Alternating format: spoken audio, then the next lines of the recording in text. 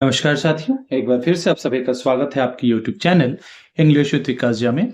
आज के सेशन में जो कि केवीएस के मॉक टेस्ट सेट नंबर 4 है, इसमें हम एक बार फिर से 10 महत्वपूर्ण एमसीक्यूज को देखने जा रहे हैं, जिसे कि आपके सिलेबस के अकॉर्डिंग फ्रेम किया गया है। तो बस वीडियो के अंत तक बने रहिए ताकि आपको मैक्सिमम बेनिफिट मिल सके। और हाँ, यदि आपको इस सेशन का पीडीएफ चाहिए तो you can avail it from my Telegram channel English with Vikas जा, which will be given in the description link। चलिए तो आज के सेशन की शुरुआत करते हैं। The first question is you have to find the synonym of the word pernicious. Pernicious word का आपको क्या करना है? सिनोनिम ढूंढना है। तो first of all you should know the meaning of this word. अब देखेंगे कि इसका मतलब होता क्या है। तो पर्नीसियस का एक्चुअली मतलब होता है something that is injurious, something that is harmful, something that is perilous. कोई ऐसा चीज जो हार्मफुल है उसके लिए हम वर्ड यूज करते हैं पर्नीसियस का। तो जितने आपके ऑप्शंस हैं उनमें देखेंगे बेनिफिशियल जो हमारा है यहां पर, इसका मतलब होता है कोई भी चीज जो लाभदायक हो। बेनी शब्द जहां पे भी आपको दिखे ना, उसका मतलब होता है प्रॉफिट के सेंस में। क्लियर है? तो ये इसके एंटोनिम के रूप में काम करेगा, जो कि आंसर नहीं है। दूसरा हमारा है इंजूरियस। इंजूरियस का भी सेम मीनिंग है, जो मीनिंग कन्वे कर रहा है आपका word pernicious, that's why it is going to be your correct answer। Next one हमारा है, कहता है abort। abort का मतलब होता है किसी चीज को रोक देना, स्टॉप कर देना, कैंसिल कर देना, ठीक है ना, इन बिटवीन। तो इसके लिए हम वर्ड यूज करते हैं abort।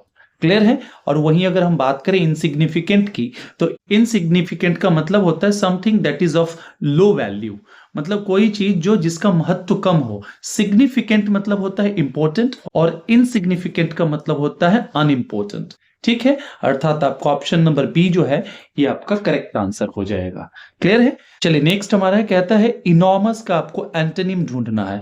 You have to find out the antonym और the opposite word for the word enormous. Clear है? फर्स्ट ऑफ ऑल आपको देखिए, कभी भी सिनोनिम हो, एंटोनिम हो या फिर कोई भी वर्ड हो, अगर उसका मीनिंग आपको नहीं पता है तो you will be perplexed, you will be confused what to do with this। Okay, तो देखना है इनॉर्मस का मतलब होता है something that is very gigantic.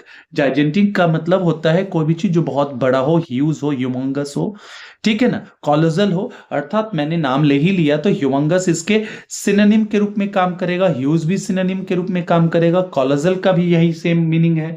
अर्थात एक जो ऑप्शन नंबर सी है व्हिच मींस मिनिएचर फॉर्म, मतलब कोई चीज जो काफी छोटा है। That's why it is going to be your correct answer. Clear? Let's move to the next one। There is an idiom given here, Achilles heel means। You have to find out the meaning of the word or the phrase or the idiom Achilles heel। अब सबसे बड़ी बात है कि एड़ी है ना, आपने पढ़ा होगा ना, आपने महाभारत की कहानी को पढ़ा होगा या देखा होगा, तो उसमें एक हमारे पात्र थे दुर्योधन, जिनका कि जांग कमजोर था, ठीक है ना। तो सिमिलरली इसको ऐसे ही याद रखेंगे। एक हमारा कैरेक्टर है, ग्रीक कैरेक्टर है एक्लीज, उसके हील की बात की जा रही है कि वो उसका हील जो था ना, एड़ी जो था ना, that was his weak point. अब इसके आधार पे आप इनमें से आंसर को ढूंढेंगे। कहता है a weakness which turns out to be a strength. No, here we are talking about the weakness only, so it is not going to be a strength at any cost. So देखेंगे a weakness और vulnerable point. Yes, it is going to be your correct answer. कहता है कि कोई ऐसी कमजोरी है या फिर कोई ऐसा पॉइंट जहां पे कोई चीज वल्नरेबल हो जाता है। वल्नरेबल का मतलब होता है कि आपकी एक कमजोरी है जहां से आप टूट सकते हैं, जिस द्वारा आप प्रभावित हो सकते हैं। So it is going to be your correct answer. Let's move to the next one. Next हमारा कहता है ए डाइम ए डजन। इसका मतलब फिर एक बार फिर से आपको बताना है कि इस इडियम का मतलब क्या होता है। तो जब हम बात करते हैं ए डाइम ए डजन, तो इसका मतलब होता है कौड़ी के भाव, मतलब समथिंग जिसका की वैल्यू बहुत कम है। मतलब आप डिमांड देखते हैं मार्केट में ज्यादा है अगर किसी वस्तु की, तो देखते हैं उसके प्राइस में बढ़ोतरी होती है, लेकिन अगर उपलब्धता ज्यादा हो और कोई खरीदार ना हो तो कौड़ी के भाव में उसे हमें बेचना पड़ता है। तो इन द सिमिलर मीनिंग इसका भी प्रयोग हम वैसे ही करेंगे। अर्थात क्या हो जाएगा हमारा, a very expensive proposition. No, not at all. Very common and of no particular value. Yes, it is going to be your correct answer. मतलब कोई भी चीज जो बहुत कॉमन है और उसका पर्टिकुलर कोई वैल्यू नहीं है, मतलब न के बराबर है। क्लियर है? चलिए नेक्स्ट की ओर बढ़ते हैं। नेक्स्ट हमारा कहता है it has been done by them. This sentence has been given before you and you have to find out and the और the identify the tense. used in this sentence. If you have to find out the tense, just go for the verb only.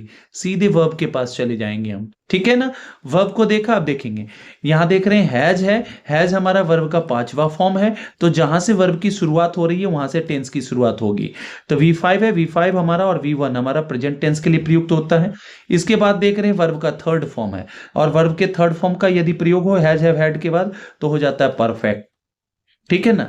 अब कहेंगे sir एक और verb form है, तो देखेंगे ये B plus V3 है, और B प्लस V3 स्पष्टीकरण करता है कि भैया ये हमारा जो है ना पेसिव वॉइस है। क्या है हमारा? पेसिव वॉइस है। क्लियर है? अर्थात ये पेसिव वॉइस में इसलिए एक वर्ब आपको ज्यादा दिख रहा है, अर्थात हो जाएगा प्रेजेंट परफेक्ट टेंस। क्लियर है? जो कि आपकी ऑप्शन नंबर सी में मौजूद है, प्रेजेंट परफेक्ट टेंस। क्लियर है?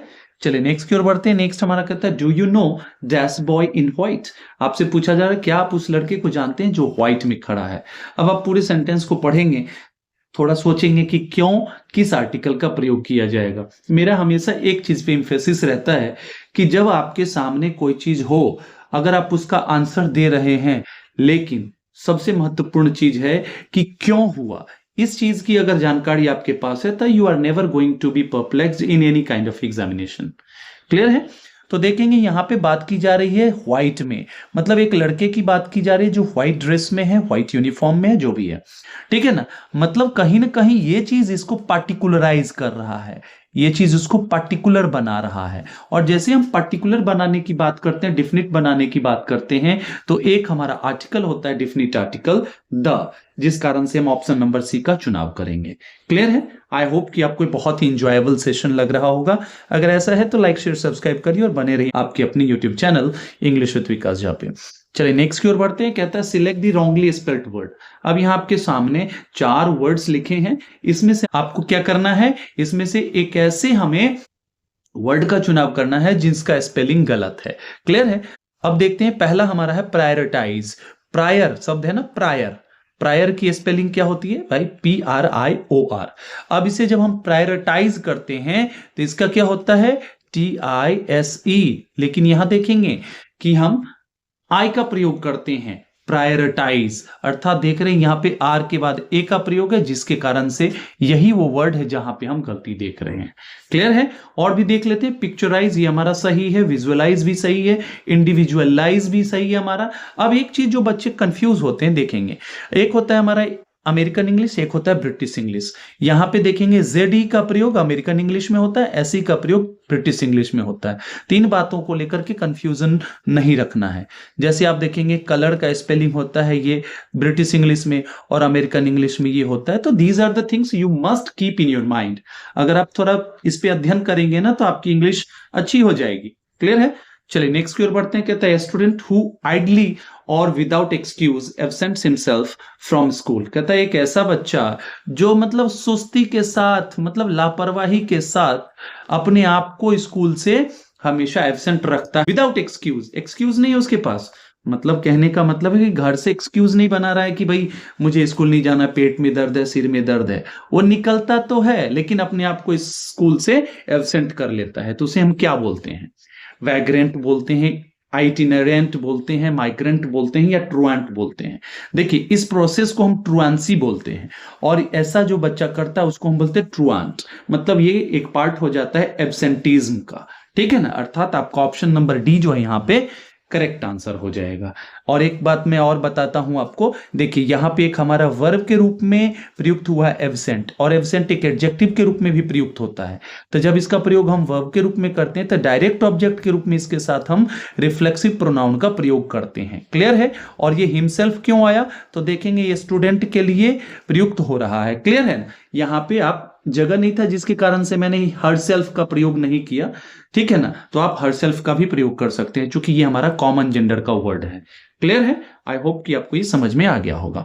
चलिए नेक्स्ट हमारा है, कहता है I bowed to him but he dash not to see me. यहाँ पे एक गलती है, ये डबल ओ नहीं होगा, एक ही होगा, ये हमारा इन्फिनिटिव का पार्ट है, 2 + V1। क्लियर है? कहता आई बोर्ड टू हिम, ठीक है ना, बट ही डैश। अब आपको यहाँ पे एक एप्रोप्रिएट टेंस का यूज करना है।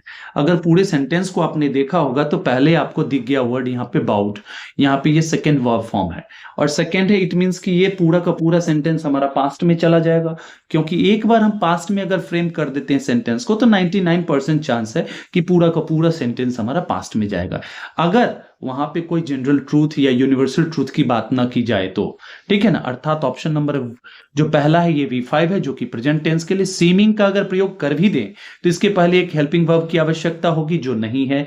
सीमिंगली हमारा देखेंगे एक एडवर्ब है, और एडवर्ब का प्रयोग यहां कैसे, यहां वर्ब की आवश्यकता है, अर्थात आपका ऑप्शन नंबर डी जो है करेक्ट हो जाएगा। यहां स्पेलिंग थोड़ा देख लेंगे, यहां पे हम स्मॉल लेटर का प्रयोग करेंगे। क्लियर है?